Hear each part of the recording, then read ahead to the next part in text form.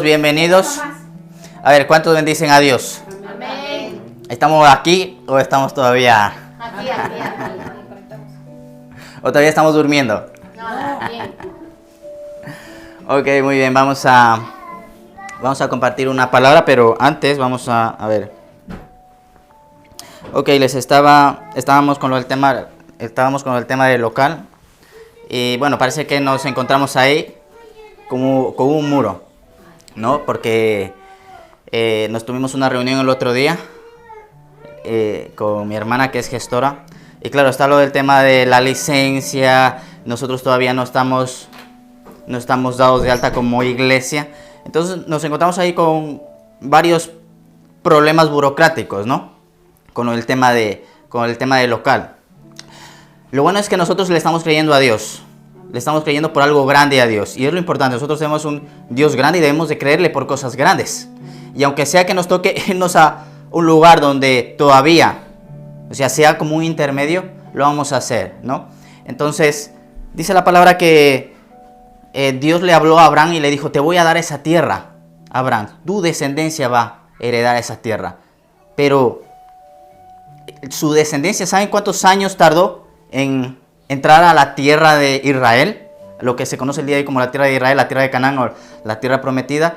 Tardaron aproximadamente 500 años.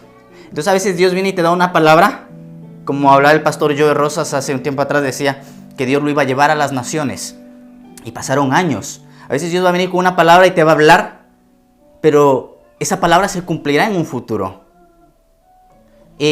Nosotros sabemos que vamos a tener un templo lindo, y a donde vayamos lo vamos a poner lindo. Ok, donde vayamos lo vamos a poner lindo. Y como les digo, yo le estoy creyendo a Dios por algo grande, que donde nosotros lleguemos y vengan nuestros queridos, nuestros familiares, digan: wow, qué lindo, qué a gusto se está aquí. Sobre todo, lo más importante es la presencia de Dios, porque tú puedes tener un lugar lindo, lujoso, pero si no está la presencia de Dios, no hay vida, no hay nada. Por eso dice la palabra en el libro de Apocalipsis, le dice a una de las iglesias, le dice, ustedes dicen que son pobres, pero no son pobres, ustedes son ricos. Y sin embargo, a una de las iglesias que les dice: ustedes se han enriquecido, tienen de todo, no les hace falta ningún bien, pero me han dejado a mí fuera, dice el Señor. Esta iglesia era una iglesia próspera, una iglesia rica. Y dice la Biblia que el Señor estaba afuera llamando. Dice: estoy llamando, a ver si me dejan pasar. ¿Puedo pasar o no puedo pasar? Le dice a la iglesia de la Odisea. Esta iglesia de la Odisea fue tal la deshonra a Dios que Pablo les escribe una carta. Escribe una carta a la iglesia de Colosa y a la iglesia de la Odisea. Y ellos, llegó la carta de Pablo y parece que la leyeron, no les gustó y le prendieron fuego. Esa carta no aparece en la Biblia, pero sí Pablo la menciona. Y va a decir Pablo lo siguiente.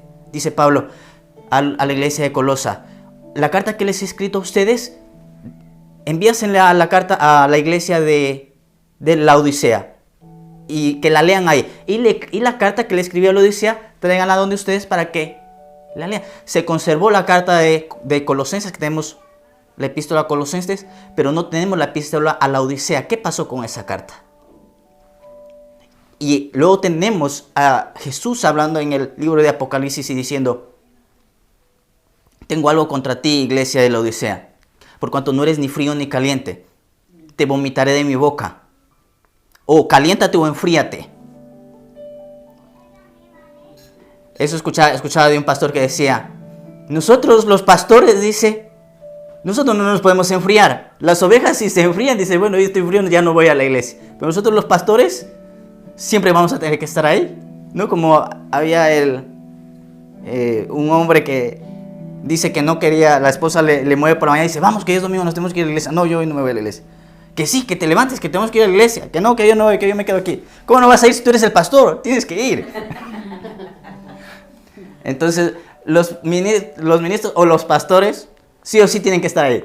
Estén fríos, estén calientes, estén animados, estén desanimados.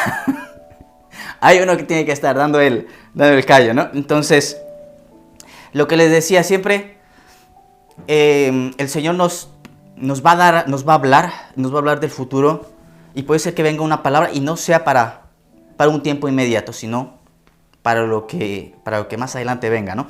Entonces, como les digo, vamos a ver cómo ¿qué es lo que hacemos? Si no podemos entrar allí, vamos a buscarnos un lugar donde podamos entrar. Y luego ya después, como les digo, nosotros apuntamos grande, porque tenemos un Dios grande. Y dice la Biblia en el libro en el profeta Habacuc, si no me equivoco, que la tierra será llena del conocimiento de Jehová, como las aguas cubren la mar. Tenemos en África, tenemos en Latinoamérica, en América, en Estados Unidos, iglesias grandes con miles de personas. Miles, vas ahí, iglesias de 10,000, de 20,000 personas, de 50,000 personas. En Corea del Sur, la iglesia más grande del pastor David Chonkicho, que tiene 1,000,000 de personas.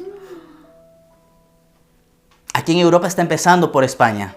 Hay iglesias ya en Europa, en Bulgaria, hay iglesias que son grandecitas, pero todavía aquí en Europa falta. Y todo lo que está pasando el día de hoy en el mundo es para que la tierra sea llena del conocimiento de Dios. ¿Por qué? ¿Qué va a pasar? La necesidad de todos esos países que creen en Dios va a hacer que esas personas vengan aquí, convertidas, no convertidas. Van a venir aquí y sus hijos, como tienen herencia, ellos empezarán a adorar a Dios. Y toda la tierra va a ser llena del conocimiento de Jehová. ¿Cuántos dicen amén? Vamos a dar aplauso a Dios. Porque la palabra se tiene que cumplir. Y si la Biblia dice que la tierra será llena del conocimiento de Jehová, todavía la tierra no. Toda la tierra no está evangelizada. Dice la Biblia que el evangelio del reino será predicado en todas las naciones, entonces vendrá el fin. Pero todavía el evangelio no ha llegado. A muchas partes el evangelio no ha llegado. Va a llegar. En algún momento va a llegar. Estamos hablando, la gente habla del final de los tiempos, que estamos en tiempos finales. Sí, puede ser. Nosotros debemos de vivir cada día como que si viene el Señor mañana, pero también debemos proyectarnos hacia el futuro. A ver, ¿qué es lo que, si el Señor no viene, mañana qué va a ocurrir?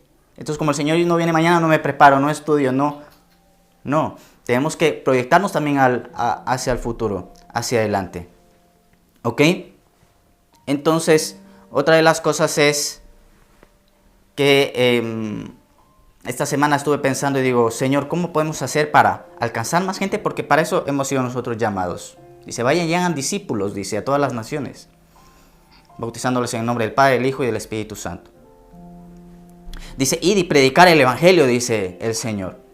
Entonces, una de las cosas que me venía el otro día al corazón, estaba escuchando la predicación con Dylan.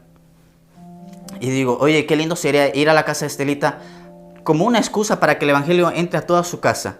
Que está Dylan allí, un ejemplo, ¿no? Dylan, que esté Belén y Marino, y con la excusa de que vamos ahí a orar. ¿A quién le gustaría que vayan a su casa a orar? ¿A alguien le gustaría que vayan a su casa a orar? ¿No? Ya, ok. Entonces, eso es un trabajo de iglesia. Es un trabajo que todos los podemos hacer. Que se dispongan solamente. Por ejemplo, ir allí con la excusa de que vamos a orar y que le vamos a dar un estudio a Estelita, ya se va a unir Dylan, se va a unir Belén y a lo mejor se une Marino también, que también se va a unir. Y una palabra se siembra en el corazón. Una vez al mes podemos decir, bueno, vamos a ir a visitar. Donde Doris, vamos a orar a la casa de Doris. Un ejemplo, ahí puede estar su hijo, su esposo. Ya con la excusa ellos de una u otra forma van a escuchar. Y les va a caer una semilla y se va a ganar confianza. A la casa de mi hermana Sandra también. Ir allí igual, pero necesitamos todos trabajar como iglesia, sobre todo las personas que ya llevan tiempo, ¿no? Las que ya llevamos tiempo. ¿No? Por ejemplo, un estudio bíblico perfectamente lo puede dar mi madre o Doris. Lo poquito que se sabe, o la hermana Sandra, o mi esposa, o Kate, ¿no? Entonces todo es disponerse. Podemos hacer una vez al mes, decir, bueno, pues hoy, este mes le toca a Estelita, vamos a visitar a Estelita. Y ahí vamos a dar un estudio bíblico, vamos a orar en su casa. El siguiente mes a Doris, el siguiente mes a Sandra. Por ejemplo, donde Brian también, que su madre es creyente. Imagínate llegar allí y sembrar una palabra, porque, como les digo, las cosas a veces no son tan rápidas. No van tan rápido las cosas. Por ejemplo, hay una persona, Evelyn, que nos ha estado visitando, que no ha venido. Y por eso te pedí antes el teléfono. Entonces, atrás de Evelyn está su familia. Y ahí también se puede sembrar una palabra. Y es algo que Dios nos ha llamado a que prediquemos el Evangelio. Y si nosotros queremos que nuestras familias, que más almas sean salvadas, debemos de movernos. Porque si nosotros no nos movemos, entonces todo va a ser igual. Y es una de las... David Chonquicho, que tiene la iglesia más grande del mundo. Es lo que él ha hecho, ¿no? Intentar llevar el Evangelio, no solamente por los medios de comunicación, que está bien los medios de comunicación, sino también por casa, y yendo casa por casa, casa por casa. Porque dice la palabra, conoceréis la verdad, y ya sabemos este texto. Y nuestros queridos conocen a Dios, pero todavía no, hay muchas cosas que desconocen. Hay ataduras que están ahí, por eso el diablo los tiene atados. Y otra cosa es también la desconfianza. La desconfianza de personas. Por ejemplo, tenemos una pareja, un ejemplo, Cristian y Ana. Linda gente, Raúl, personas lindas. Pero tú siempre te vas a acercar a personas que tienes confianza. No te vas a acercar a personas que no tienes confianza, ¿sí o no? Entonces ahí es donde uno puede ir y sembrar una semilla. Un encuentro de parejas. Les invitamos nosotros como iglesia a comer. Un encuentro de familias. Ir intentando ganar la confianza de la gente. Porque dice la palabra que al Señor le decía, este es amigo de publicanos y de pecadores. Es algo que le decían al Señor. Dice, se junta con los pecadores y no con los publicanos, le decían así. ¿Y qué dice el Señor que les contestaba? Es que yo no vine a sanar a sanos, vine por los enfermos. A los pecadores el Señor les hablaba con amor, con cariño. ¿Qué te ocurre? ¿Tienes este problema? Ven, vamos a orar. Y ocurrió un milagro. Y luego después miraba la zona de la iglesia o la zona religiosa. ¿Y qué les decía? Generación de víboras hipócritas. Dice, ustedes, se han cerrado el reino de Dios. Por fuera aparentan, pero por dentro, dice, ustedes están podridos. Cambien. Dice, porque primero, dice, van los borrachos y las prostitutas antes que ustedes. Y hay gente fuera que con un empujón, con una oración, tarde o temprano va a hacer efecto. Porque, les digo una cosa, esto es contagioso, esto es más contagioso que el COVID. Tarde o temprano termina leudando la palabra. Eso dice la Biblia. Dice, porque el reino de los cielos es... Porque el reino de los cielos es justicia, paz y gozo. Pero dice, el reino de los cielos es como una mujer, dice, que leuda el pan. Y pone, ¿cómo se llama esto que ponen en la masa del pan? Y pone una medida de levadura. Y la masa. Y todo al final se termina leudando. Así es el reino. Cuando a una persona se te acerca a ti, una palabra, una semilla, una oración, eso va a ir leudando poco a poco, poco a poco, poco a poco. Y al final esa persona se va a terminar convirtiendo. Es así.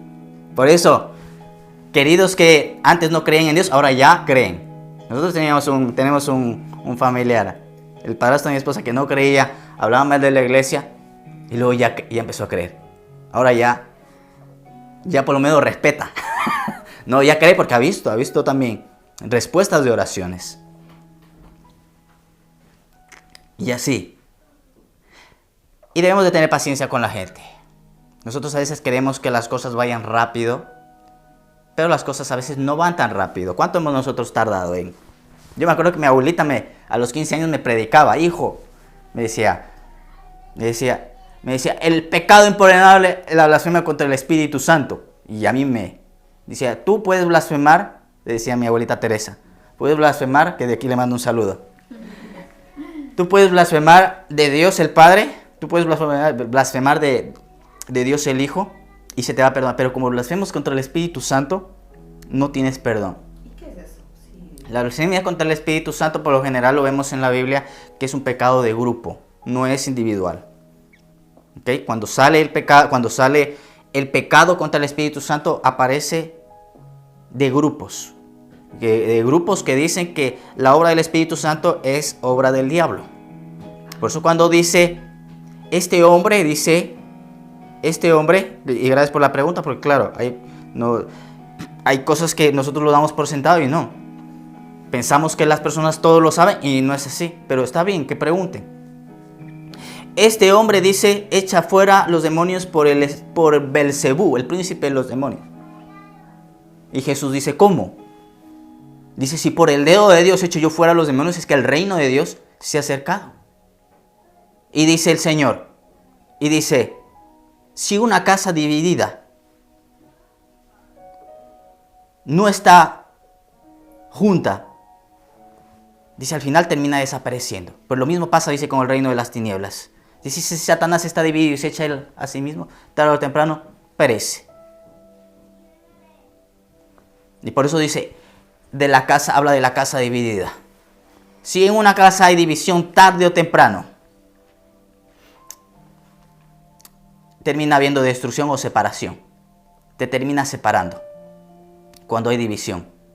Y una de las cosas que el Señor nos manda dice que sean uno, dice el Señor en el Evangelio de San Juan, para que ellos crean. Que sean uno para que ellos crean. Y si nosotros como iglesia no somos uno, ya hay divisiones, ya hay contiendas, entonces ¿cómo van a creer? Nosotros somos, vamos a decir aquí, los representantes de Cristo, como lo vamos a ver. Ok, entonces sería lindo que podamos hacer ese tipo de encuentros. O sea que sí, pero tienen que darme ideas ustedes también. Saben, Dios es un Dios creativo. Hagan cosas por Dios, aunque se equivoquen, háganlas. Dice la Biblia que el que confía en Dios no va a ser avergonzado. Y tarde o temprano siempre Dios te va a dar la razón. Amén. Vamos a dar un aplauso al Señor. Que Dios es bueno y nos ama. Vamos a abrir en Romanos 8. Versículo 28. Vamos a continuar con este estudio que estábamos compartiendo el día jueves. 8:28. Vamos a continuar con este estudio. Hermana Sandra. Amén. Y sabemos que a los que aman a Dios, todas las cosas les ayudan a bien, y esto es a los que conforme a su propósito son llamados. ¿Sigo? Continúa. Porque a los que antes conoció también los predestinó para que fuesen hechos conformes a la imagen de su Hijo, para que Él sea el primogénito entre muchos hermanos. Y Padre, en el nombre de Jesús, gracias te damos en esta preciosa mañana, Señor, que nos permites estar aquí. Bendigo, Padre, la vida de cada uno de mis hermanos, Señor. Y, Señor, quiero decirte el gran privilegio, Señor, que tú, Padre, me das de poder compartir, de poder enseñar tu palabra. Desde ya, Señor, proclamo que todo plan del diablo, Señor, es derribado en contra de mis hermanos, Señor. Que, como dice tu palabra, proclamo, Señor, el Salmo que dice que tú eres un escudo alrededor de mis hermanos, Señor, alrededor de sus familiares, Espíritu de Dios. Y que, Señor, si estamos en tu mano, dice tu palabra, nadie nos va a poder arrebatar de ella. En el nombre poderoso de Jesús. Amén. Amén y amén. Un aplauso al Señor. Un aplauso a su palabra. Eso, Dios es bueno. Ok, entonces dice la palabra que habíamos estado hablando en este texto. Dice que todas las cosas están obrando para bien. Y aquí cuando habla en Romanos, que es el apóstol Pablo que escribe esta carta, la primera epístola que nos vamos a encontrar después de los evangelios y el libro de los Hechos, empieza luego la doctrina de la iglesia. Por ejemplo, vemos que están los evangelios, la historia de Jesús. Y luego después viene el libro de Hechos de los Apóstoles, que es escrito por Lucas. El libro de los Hechos de los Apóstoles es uno de los libros que cuando termina no tiene la terminación que tienen las otras epístolas. Como por ejemplo, Pablo termina despidiéndose, ¿no? Y la gracia de nuestro Señor Jesucristo sea con todos ustedes. Sin embargo, cuando nosotros leemos el libro de los Hechos es como que continúa. ¿Por qué continúa? Porque la vida de los siervos de Dios o de los discípulos o de los creyentes continúa el día de hoy. Por eso el libro de los Hechos no tiene un amén o no tiene un fin. Sigue. El libro de los Hechos hasta el día de hoy sigue con nuestras vidas. El libro de los Hechos de los Apóstoles es la historia de los apóstoles después de que Cristo muere y resucita. El libro de los Hechos nos muestra todo lo que la iglesia... A ver, ¿cómo les explico? La manifestación del poder del reino de Dios aquí en la tierra. Y el día de hoy sigue, por eso dice la palabra que de generación en generación, dice, mi generación será bendita. Y de generación, desde el libro de los Hechos hasta el día de acá, siempre ha habido personas que han creído en Dios, que han creído en Jesucristo. Y siempre va a haber hasta que venga el Señor, hasta que el Señor se lleve a su iglesia. Siempre va a haber gente que Dios va a levantar para adorar y bendecir el nombre de Dios. ¿Cuántos dicen amén? ¿Ok? Entonces, hasta que el Señor venga, siempre va a haber personas. Porque nos muestra la palabra en el libro de los Reyes que se queda un hombre, parece ser que se queda solo. Elías. Perseguían a los que creían en Dios. Y dice Elías que se postra ante Dios y le dice, Dios, dice, ya no destruyeron tus altares, ya nadie te invoca, ya solamente yo el único que he quedado, le dice Elías. Ya yo soy la última Coca-Cola del desierto. Elías se creía la última Coca-Cola del desierto. Y le dice Dios, tranquilo Elías, no te creas la última Coca-Cola del desierto. Me he guardado 7,000 hombres que no han doblado sus rodillas delante de Baal. Entonces siempre el Señor se ha guardado personas para Él. La Biblia nos dice claramente que no todo el mundo va a ser salvado, sino es un remanente escogido de Dios, como lo vamos a leer aquí.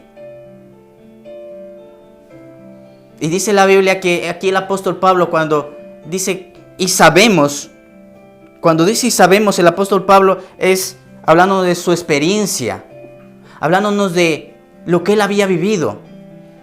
Porque esta palabra es saber, es percibir. Dice el apóstol Pablo, me doy cuenta que todo lo que yo vivo, al principio no me daba cuenta, pero el día de hoy me doy cuenta, soy consciente que cualquier cosa que me pase está obrando para bien. Sea buena o no sea tan buena. Pero por lo general lo que nos va a formar siempre a veces son los momentos de valle, los momentos de tribulación, los momentos de dificultad, los momentos de aflicción, como les compartía la semana pasada. Si alguien ha tenido aflicción, unos decían sí, otros decían no. ¿Saben? A veces cuando uno predica, o cuando parece que cuando Dios le da una palabra, a lo mejor tú piensas que es para la gente, pero también Dios te está hablando a ti. A lo mejor viene una aflicción que te vale. Y por eso dice la palabra aquí, todas las cosas nos ayudan a bien. Pero, claro, a veces pronunciamos este verso y no lo pronunciamos bien. Entonces Pablo en su experiencia dice, me meten a la cárcel, me azotan, llego a la cárcel y hay una vida, hay una persona esperando para que le comparta el evangelio. Entonces Pablo se empieza a dar cuenta y empieza a decir, y le escribe a los romanos, le dice, tranquilo, que todo lo que ustedes están viviendo obrará para su bien. Pero lo importante, dice Pablo, es que seamos conscientes en ello. Porque puede ser que uno no sea consciente y está viviendo y no se da cuenta. Pero Pablo dice, ustedes tienen que ser conscientes, porque esta palabra dice, cuando dice y sabemos, es estar conscientes. Estar conscientes que cada cosa que nosotros estamos viviendo está obrando para bien, está obrando para impulsarnos a Dios. Incluso antes nosotros de creer en Dios, todas las cosas que vivimos fue para acercarnos a Él. ¿Ok? Entonces dice la Biblia, para los que, dice, y sabemos que para los que aman a Dios, por eso les decía, a veces decimos mal este texto. Dice, y sabemos que todas las cosas les ayudan bien, pero no dice eso. Dice, sabemos que para los que aman, no para los que no aman, no para la gente de fuera que no ha tomado en cuenta. Dice, y sabemos que para los que aman a Dios, ¿cuántos aman a Dios de aquí? ¿Alguien ama a Dios de aquí? Pero cuando Pablo dice a los que aman a Dios, esta palabra en griego es a los que agapeo a Dios. ¿Qué significa agapeo? En griego hay varios tipos de palabras para amor. Las más conocidas es el amor eros, el amor fileo y el amor ágape.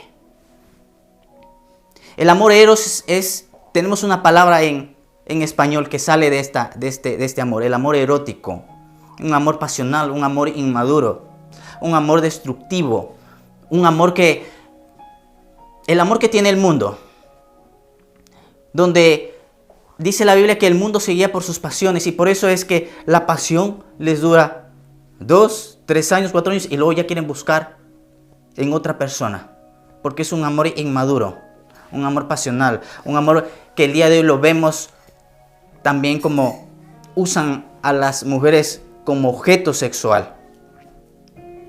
En todos los lugares mujeres semidesnudas para atraer, usando a la mujer como un objeto, y es un amor que Dios no lo permite, porque todas las personas, tanto hombres como mujeres, se intenta usar al hombre también. ¿A que sí? También se intenta usar al hombre, pero más es la mujer porque los hombres somos atraídos por nuestra vista. A los hombres nos llama la atención, nosotros los hombres somos visuales, como hablaba ya en unas semanas anteriores que decía que el hombre es competitivo, ¿no? Las mujeres en cambio son más auditivas. El hombre se basa por eso es que ustedes ven mujeres lindas, guapas, con hombres feos, horribles, que le dice que le vio a este tipo. ¿Sí o no? ¿No se han dado cuenta? Dice que, pero dice, madre mía, ¿qué le vio? Como decían, le preguntaban al pastor, ¿es pecado maquillarse? Le decían al pastor. Es pecado si algunas no se maquillan, decía. Y es pecado incluso de algunos que algunos hombres tenían que maquillarse de lo feo que son. Entonces, ¿pero por qué es? Porque tanto hombres como mujeres somos diferentes. Entonces, para atraer a los hombres, y la pornografía también. El día de hoy es la pornografía al alcance de cualquiera. Eso antes no se veía. Uno tenía que buscar por todos los lados y no encontrabas. Era difícil.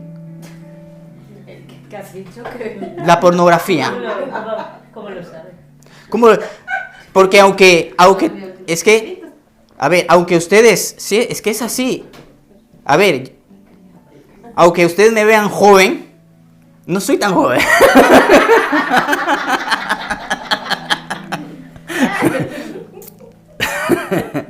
Que yo viví, como decía mi pastor, yo viví en la época donde nosotros teníamos televisión de blanco y negro.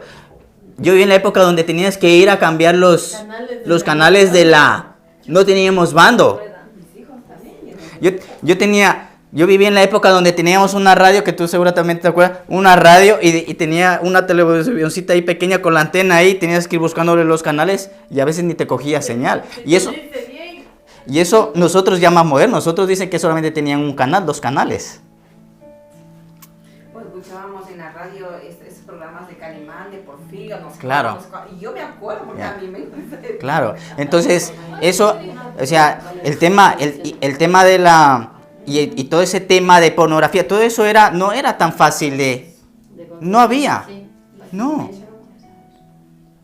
Y ya, entonces, y la pornografía es tan adictiva y tan destructiva. Es destructiva la pornografía. Daña tu mente, daña tu cerebro, daña tus relaciones sexuales. ¿Y cuántas personas, ustedes no saben cuántas personas son adictas? Porque incluso más que la droga. Y personas sufren y no saben cómo dejar eso. Pero le damos las gracias a Dios que Jesucristo es el único que puede librarnos del pecado. Es el único que puede librarnos de la pornografía. Hacer un milagro y venir con sanidad. Porque eso destruye, sobre todo a los hombres. No sé cómo, también en las mujeres, pero creo que más es en los hombres. Te destruye. Y por eso nosotros necesitamos cada día constantemente acudir a la palabra. acudir al Señor. Porque si no lo hacemos, enseguida quiere venir esa vieja naturaleza a buscar esos deseos carnales, esos deseos que teníamos en el mundo. Y ya no solamente con la pornografía, sino con a lo mejor con el alcohol, no sé, con las drogas, con el tabaco, etcétera, etcétera.